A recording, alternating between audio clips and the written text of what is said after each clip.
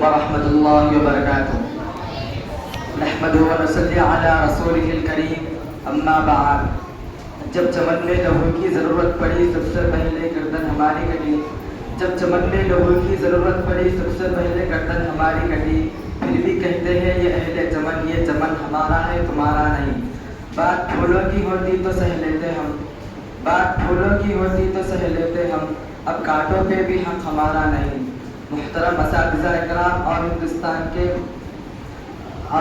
کے غیور مسلمانوں، آج ملک بھر میں یوم آزادی منایا جا رہا ہے۔ ہر طرف خوشیاں ہیں، جلسے جلوس ہو رہے ہیں، قومی پرچم لہرائے جا رہے ہیں، مگر تم جانتے بھی ہو کہ اس ملک کو یوم آزادی دلانے کے لیے کتنی ماں کے لختے جگر کٹ گئے، کتنی عصمتیں لٹ گئی، خون کے کتنے دریا بہہ گئے، آرزوؤں کے کتنے محل جل گئے۔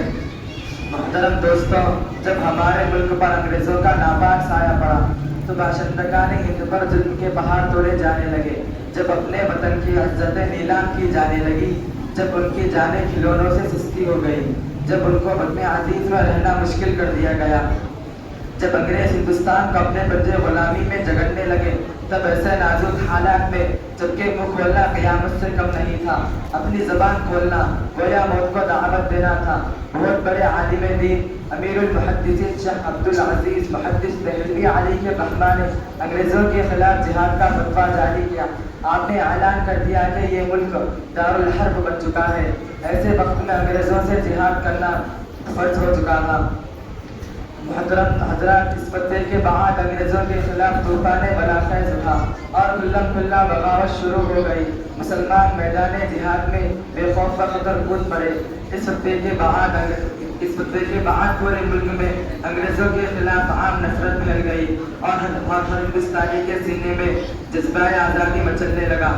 1857 کی جنگی آزادی سب سے مشہور اور خوفناک ہے، جس میں انگریزوں کے ظلم و ستم کی انتہا ہو گئی اور ہندوستان پر عرض حیات تنگ ہو چکا تھا۔ اس کے باوجود مسلمانوں نے انگریزوں کا بھرپور مقابلہ کیا۔ بالآخر خدا نے وہ دن دکھایا جب ہندوستان پر آزادی کا پرچم لہرانے لگا، غلامی کی زنجیریں کٹی اور وطن عزیز کے چمن میں پھر سے بہار آ گئی۔ دوستو، جنگ آزادی میں مسلمانوں کی بے شمار قربانیاں ہیں، لاتعداد علماء اکرام شہید ہوئے، مگرچہ غیر مسلم بھائیوں کی خدمات کا انکار نہیں ہے، مگر سچ یہ ہے کہ اگر مسلمان خصوصاً علماء اکرام اگر جنگ آزادی میں حصہ نہ لیتے تو ہندوستان کبھی آزاد نہ ہوتا۔ مگر آج ہندوستان کی تاریخ کو مسخ کیا جا رہا ہے۔ بہت سے مسلمانوں کو یہ تک پتہ نہیں کہ ہمارے آبا و اجداد نے اس ملک کی آزادی کے لیے کتنی قربانیاں دی ہیں۔ الغرض ہندوستان آزاد ہو گیا اور آزاد ہوتے ہوتے تقریباً 76 سال ہو چکے ہیں، لیکن مسلمانوں کو ان کا حق نہیں دیا جا رہا ہے اور یہ طعنہ دیا جا رہا ہے کہ آزادی میں تمہارا کوئی حصہ نہیں۔ لہذا ضرورت اس بات کی ہے کہ مسلمان خود آگے بڑھے، تاریخ کو جھٹلانے والوں کو سچ کا آئینہ دکھائے اور اپنے ان محسنین مسلمان اور خصوصاً علماء اکرام کی قربانیوں کو دنیا کے سامنے بتاتے رہے کہ اٹھائے کچھ برق لالا نے کچھ نرگس نے کچھ گل نے، اٹھائے کچھ برق لالا نے کچھ نرگس نے کچھ گل نے، چمن میں ہر طرف بکھری ہوئی ہے داستاں میری۔